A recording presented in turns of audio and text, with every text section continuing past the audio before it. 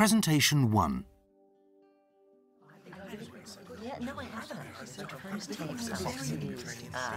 Good morning, ladies and gentlemen.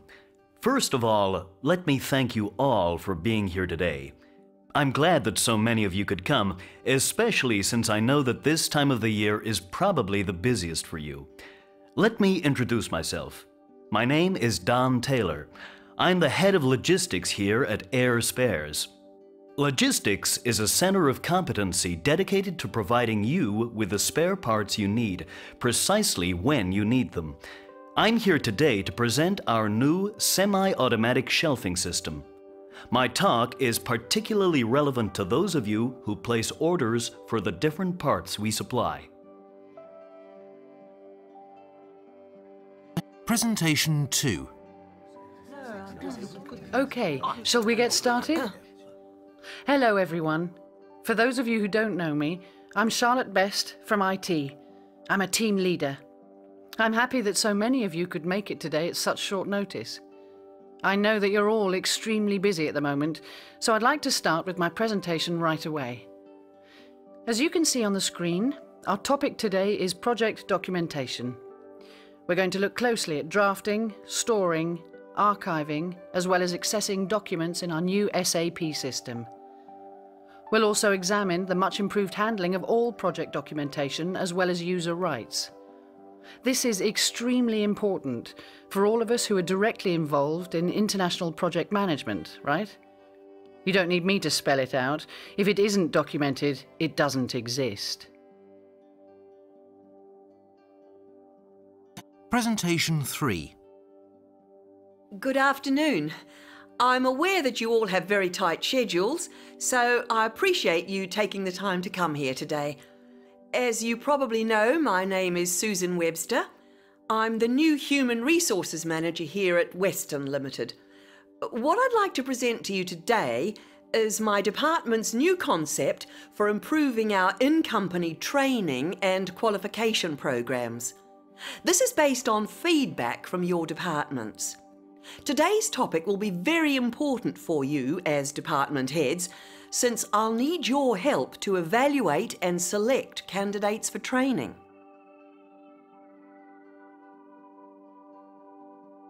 Unit 1, Exercise 9.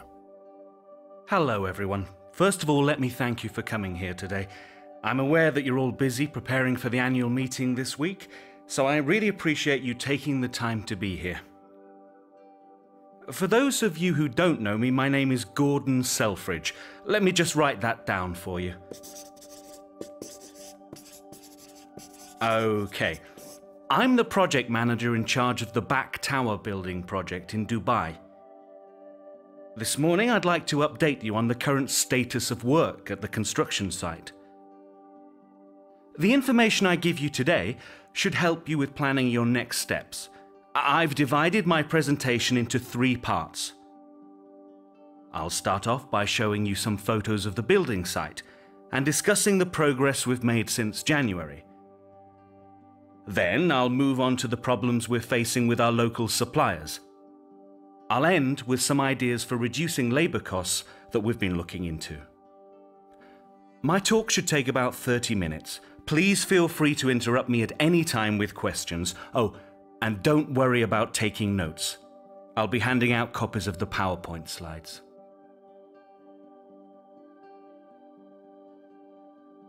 Unit 1, Exercise 12. 1.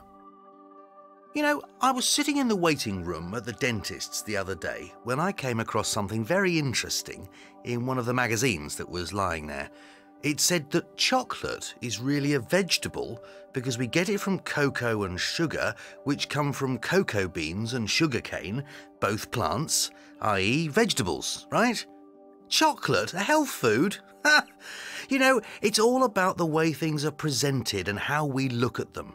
Image building, ladies and gentlemen. That is our business, and we're here today to take you through some of them. 2. Imagine you worked in a small to medium-sized company and were responsible for making people in your company aware of health and safety issues. How would you go about it? Would you have a meeting? Send everyone an email? Take a few moments to think about it. 3. Did you know that the number of possible ways of playing the first 4 moves per side in a game of chess is 318,979,564,000? Let me just write that number on the board. 318,979,000 and 564,000. Now, what does that have to do with our topic today, which, as you know, is project management? Well, let me tell you. 4. So, let me start by asking you a question. Why should we introduce a double quality check here at Auto Spares and Parts, one at goods in and another at goods out? After all, our products come from certified suppliers, and we have an excellent track record for providing quick and competent service. So, why bother? Well, I'm here today to tell you why. For those of you who don't know me, my name is...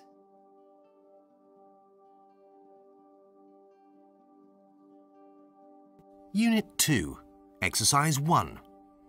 1. As you know, I've been asked to talk to you about the handbooks for our all-in-one systems for smaller businesses.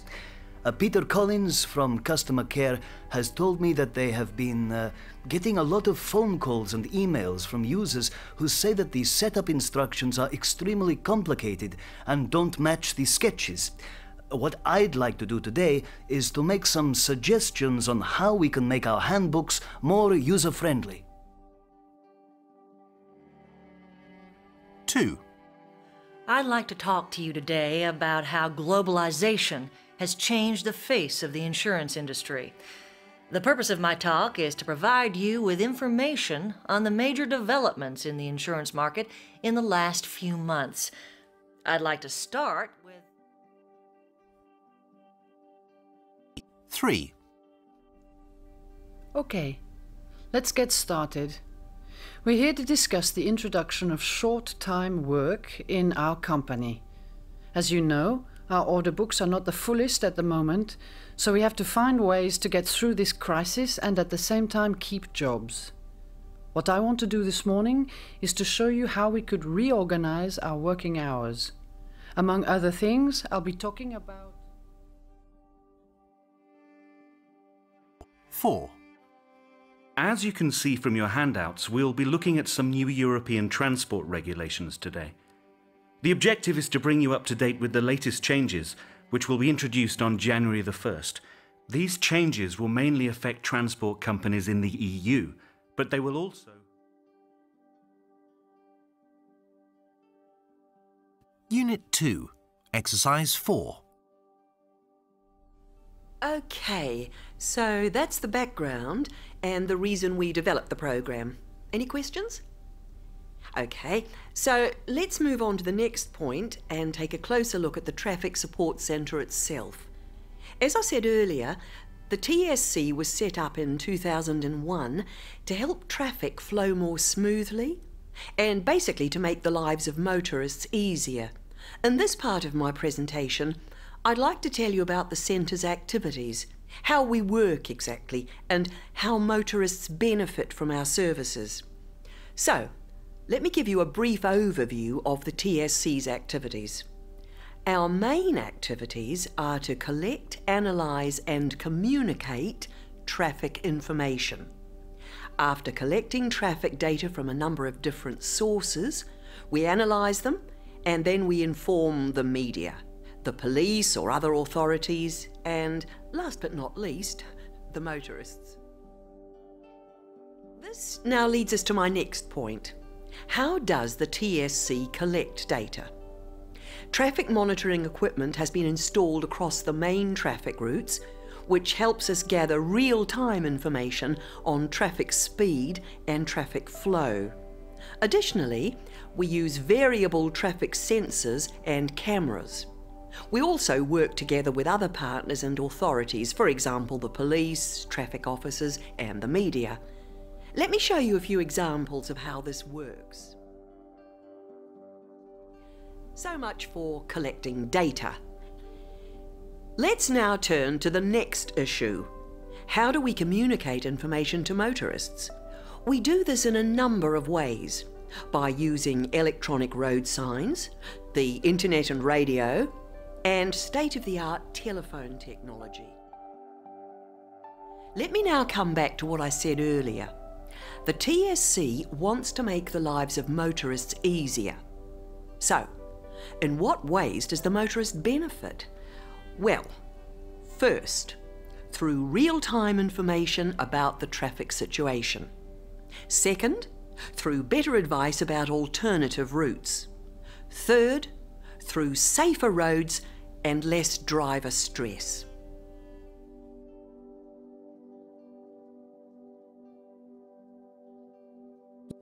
Unit 2, Exercise 9. Thanks, Jim. Okay, as you probably know, we are currently having difficulties with our new men's cosmetics line. These problems lie chiefly with our main bottle supplier, but we are also having trouble with distribution. I'd like to quickly identify the problems and then make some suggestions on how we can deal with the consequences. So, let's start with our bottle supplier then. We've been having serious difficulties with GSG, which is our main plastic bottle supplier, regarding both quantity and quality. We don't understand why, but they don't seem to be able to supply the quantities we order from them. In addition, the quality of the material is so poor that we've had to return about 40% of the bottles. We've been trying to cope with these problems, the delays, the poor quality, all along, but so far we've not been able to find ways to prevent them from happening again. It's clear we can no longer continue to accept these conditions. Moreover, we're now getting ready for the Christmas season. If we don't solve our supply problems within the next 2 weeks, we'll run into serious trouble with respect to our Christmas business. Let's move on to distribution. Here, the problem lies with the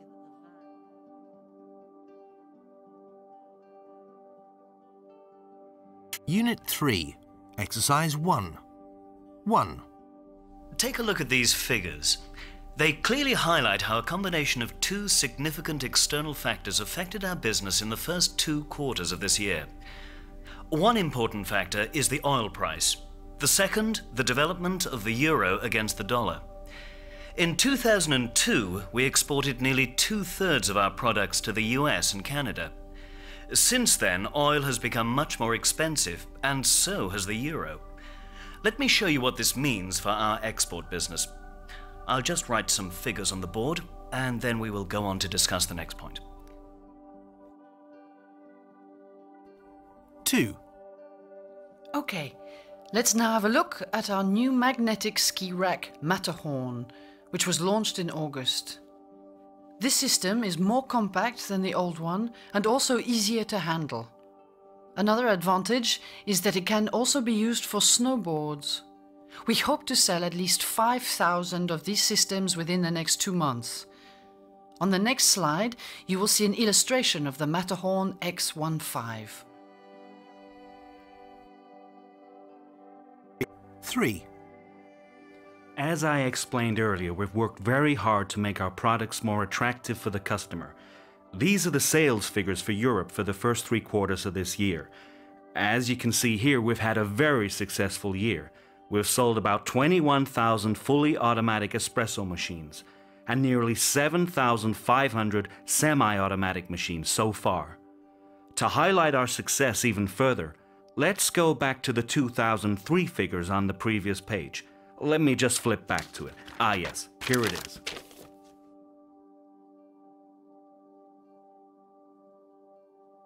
Unit 3, Exercise 4. 1. 251. 2. 7,489. 3. 3.8 billion. 4. 49 million euro. 5. $19.62. 6, 2/3, 7, 175 square meters, 8, 1,240,000, 9, 7.2,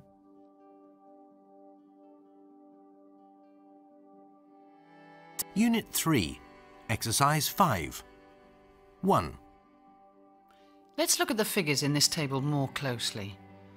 As you can see, in the first row, we sold 18,250 cars in Germany in the first quarter, while in the same period, we sold roughly 32,000 in the EU. Our non-EU market was still relatively small, with sales of about 8,000 cars. Now, if you look at the second quarter, you will see a dramatic change. Whereas our German business didn't increase much, sales in the other two areas developed very well. In the EU, 47,500 cars were sold, and in the non-EU countries, sales went up to 17,300, which I'm sure you will agree is an extremely good result. 2. If you look at the next slide, you will see the layout of our new open plan office in Hamburg. As you can see from the plan, it's 24.8 meters long and about 16 meters wide for a total of just over 400 square meters.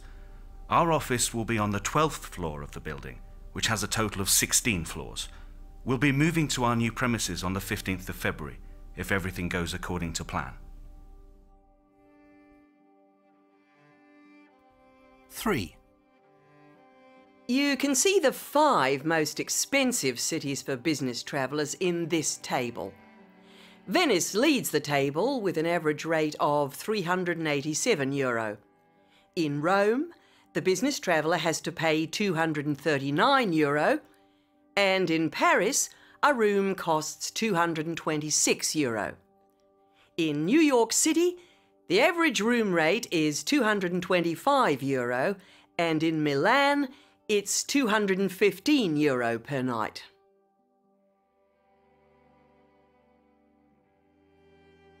Unit 3, Exercise 8. 1. So, we've seen that our new line of refrigerators is environmentally friendly. Let's now turn to the next point, which is their unique design. I'd like to draw your attention to 3 new design features. First, the refrigerators are more colorful. Apple started the trend of colorful computers in the office. We think that consumers want more color in their kitchens too, and our refrigerators provide that. What's really interesting here is that customers can change the color panels. There are 5 colors to choose from, to match their home, their mood, the seasons, whatever. The second unique design feature is the circular shelving system. Each shelf can be rotated so that all items of food are easy to reach and nothing gets lost in the back of the fridge again. And finally, the new refrigerator has a compact design. This means that it takes up less floor space while holding as much as a conventional refrigerator. 2. About 1,000 businesses in the UK were asked if Britain should introduce the euro. What are the results of this survey? Well, I think you'll agree that the results are quite interesting. As you can see from this table, 49% said they wanted to wait and see. Only 13% said Britain should never join the Eurozone. The good news is that nearly 35% said we should go in immediately. So, where do we go from here?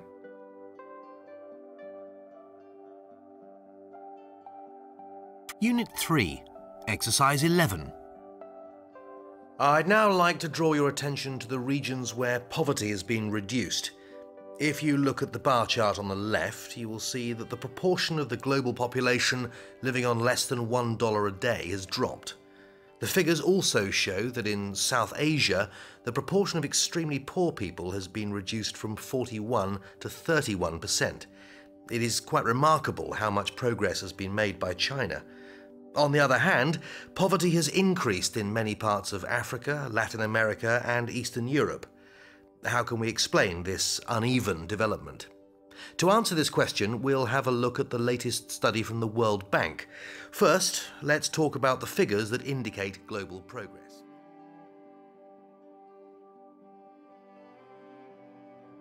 Unit 4, Exercise 1. Presentation 1. The next chart shows the breakdown by age in our company. You can see that the biggest segment, almost 70%, indicates the percentage of employees in the age group 35 to 50. About 19% of our staff are between 51 and 60 years of age, and 2% are above 60. The final pie is the most interesting for our discussion today. It shows the percentage of employees under 35 years of age, which I think you'll be surprised to hear, is currently only 9% of our total staff. Presentation 2. Let's now have a look at the sales figures over the past 5 years. First, let me quickly explain the graph. You can see that different colours have been used to indicate each of our main sales areas. The key in the bottom left-hand corner shows you which colour represents which area. The red line, for example, gives us the sales figures for Belgium, the green line is for Germany, and so on. OK, so I'd like to first draw your attention to the sales figures for France. That's the blue line here. Presentation 3. Now, I'd like you to take a look at this next slide, which shows how the cost of living developed in Europe between 2003 and 2007. According to the European Economic Institute, living expenses rose by between 1.1 and 2% each year. If you look at the bar chart on the left, you'll see that the highest increase was in 2005, with a rise of 2%.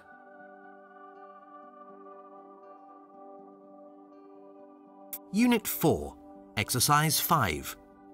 Presentation 1. First, I'd like you to look at this graph, which shows the ups and downs in our passenger volume over the past 9 months. As you can see here, passenger numbers fluctuated between 2.1 and 2.3 million in the first 4 months. They even rose moderately in May, reaching just over 2.5 million at the end of the month. In June, you'll notice a sharp fall in passenger numbers as a direct consequence of HLX's entry into the market. Now, as you all know, HLX is a no-frills airline with direct flights to almost all major Southeast Asian cities. Passenger traffic slumped to about 1.5 million, a decline of almost 40%.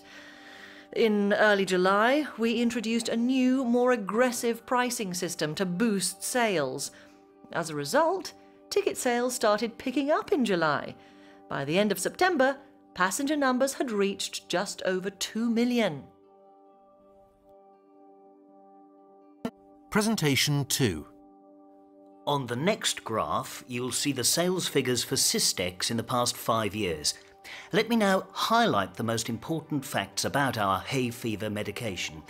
Despite an intensive advertising campaign, we had a slow start in Europe in 2003, selling 500,000 units in the first 12 months.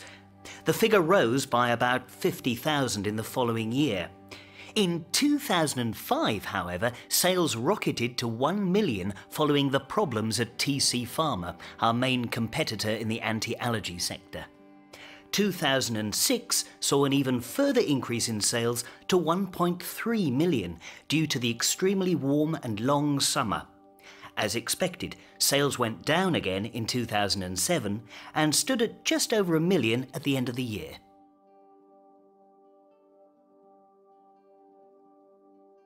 Unit 4, Exercise 11. The next graph shows the market share of Lifestyle Today for the first 6 months after it was launched in April 2005. As you can see, we started off with a rather low market share of about 7%. Audience ratings improved significantly, climbing to 10% in May. In June, however, the programme's market share plunged to 6%. This drastic decline has a simple cause. We lost a large part of our audience to live transmissions of 2 major sporting events, Wimbledon and the Confederations Cup. Fortunately, this was only a temporary setback. Over the next 3 months, the figures continued to rise steadily and reached record levels each month. 11% in July, 12% in August, and 14% in September. Unit 5, Exercise 1. Well, this brings me to the end of my presentation. Before I stop, let me go through my main points again. You gave us the brief to find out A, whether we can reduce our air travel costs by using budget airlines, and B, if so, how we should proceed. So, to sum up, first question, is it really viable to use these no-frills airlines? Clear answer there. In some cases, we can save as much as 60% compared to regular flights. The next question, how to proceed? In other words, who would be able to handle the online bookings most efficiently? I'll just run through the 3 different options we investigated again. Option 1, we take on a part-time employee for this job. Option 2, staff book their own flights. Option 3, we outsource this function. So, what is the best solution for us? From a financial point of view, our results are absolutely clear. Option 1. A part-timer would be the best, the cheapest and least time-consuming solution. We therefore recommend that we recruit a part-time employee who could handle all our online bookings. The ideal candidate should either have some internet experience or have previously worked for a travel agent. We'd suggest a limited contract to begin with. So now it's up to you to decide where to go from here. I'm sure you'll make the right choice. Now I'll be happy to answer any questions you may have.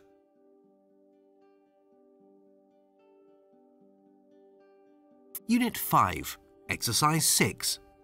1. Let me go back to the story I told at the start of my talk. Remember, the sales meeting in Vienna with the disappointed Japanese businessman? 3 days later, we got an email saying they were going with us after all. So, this just shows you that knowing your entire product range is the key to success. 2. So, to conclude, I'm convinced that ICM would be an excellent method to make better use of the knowledge we have. And it would strengthen our market position. So, do we really want to miss this opportunity to get ahead of our competitors? 3. Finally, let me highlight the key question once again. Do we need a digital telephone system, or can we upgrade the existing one? As I've shown in my brief presentation today, we must invest in the new system. An upgrade is just not feasible. I'd just like to finish with something former US President Bill Clinton once said. You can put wings on a pig, but you don't make it an eagle. 4. Before I end my presentation today, I'd like to briefly recap the main reasons for doing business with us. We use state-of-the-art technology. We provide round-the-clock professional customer care. And, most important, we customize our products and services to give you what you need when you need it. So the next step is yours. Set up an appointment with our project manager and our SAP consultant, and we can work out the best practice solutions that suit your business.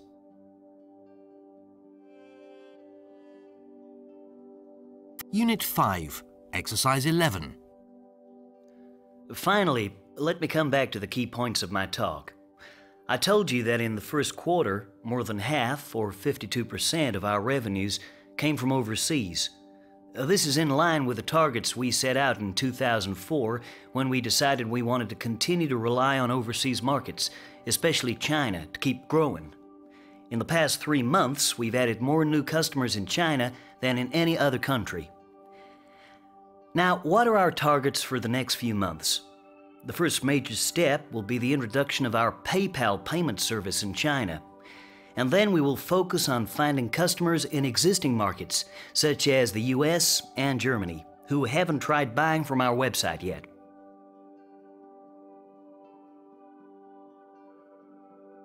Unit 6, Exercise 1.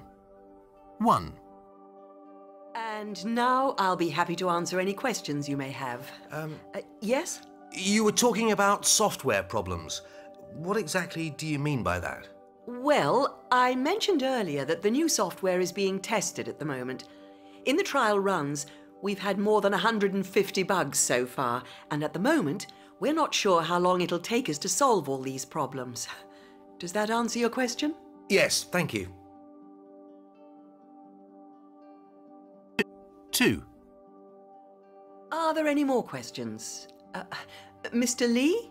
Would you mind telling us whether the new software will help to improve our company's image? I'm afraid I don't quite understand your question. Could you be a bit more specific? Yes, I'd like to know whether we will also use the new software to make our company more attractive for the customer. I'm talking about a new website, interactive applications and so on. Oh, I see. Yes. Well, as I said earlier... 3. I have another question. It's about the piloting stage. Which division will start piloting the software first? If you don't mind, I'd prefer not to discuss that today. Actually, there will be a meeting next week where that will be decided.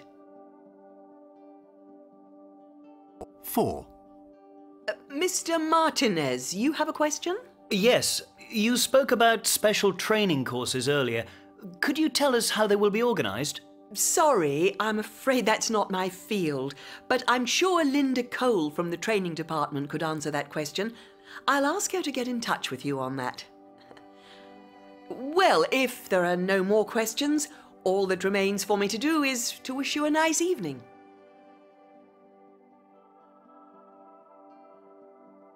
Unit 6, Exercise 4. Are there any questions? Yes, I have a question. Could you give us some background information on Track Limited? Certainly. They are one of the leading manufacturers of outdoor equipment in the UK, with more than 35 factories worldwide. Would you mind telling us why you've chosen them as partners? No, not at all. The answer's quite simple. We were very impressed with the quality of their products, and their prices are very attractive. May I ask a question? Yes, of course. Go ahead. I'd be interested to know what their terms of payment are. I'm afraid I can't answer that question.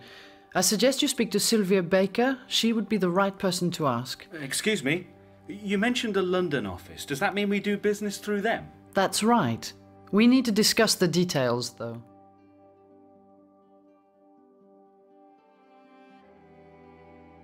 Unit 6, Exercise 7. 1. So, delivery of the units has been set for the 15th of May. That gives us 3 months to handle the production and packaging. I'd like to turn now to the... Excuse me, do you really think that's realistic? I mean, 3 months. What about our staff problems? If I have understood you correctly, Louise, your question is how we can meet the delivery date, as we are slightly understaffed in production at the moment. Yeah. Well, let me answer your question right away. First of all... 2. And talking of mergers, don't forget the successful German hair care company Weller, which was taken over by Procter & Gamble only a few years ago. What we need to discuss is whether it's the right moment for us to consider a merger with Carter Financial Services. Could you tell us what their turnover was last year? Sorry, if you don't mind, I'd like to answer your question a bit later, when we discuss the financial side of this merger. Okay, I was just moving on to the timing of the merger, and I really... 3. And this brings me to the most important topic of today's session. Due to our new European harmonisation strategy, our complete sales, after-sales and marketing departments will be relocated to Aberdeen by July next year. Now, I know this may come as a shock to most of you, but I can guarantee that all the staff affected will be fully supported every step of the way. Excuse me, but may I ask how you propose to support those people who are tied to this location? For example, those of us who care for elderly parents or whose children are in a special needs school, for example. Yes, that's a very valid question. Let me just repeat it so everybody can hear. You're concerned about staff members who will find it difficult to move away from Bristol due to family commitments. Yes, Well, of course, we will not force anyone to move, and our Works Council is working very closely with HR to find the best solutions for everyone. If you look on our intranet... 4. The main advantages of smart credit cards are... Oh, sorry to interrupt, but could you explain what smart means in this context? Yes, sure. It means that the big credit card companies like Visa and MasterCard use special microchips instead of the usual magnetic strips on their cards. Does that answer your question? Yes, thank you. Okay. So, let's go back to the main advantages of smart credit cards.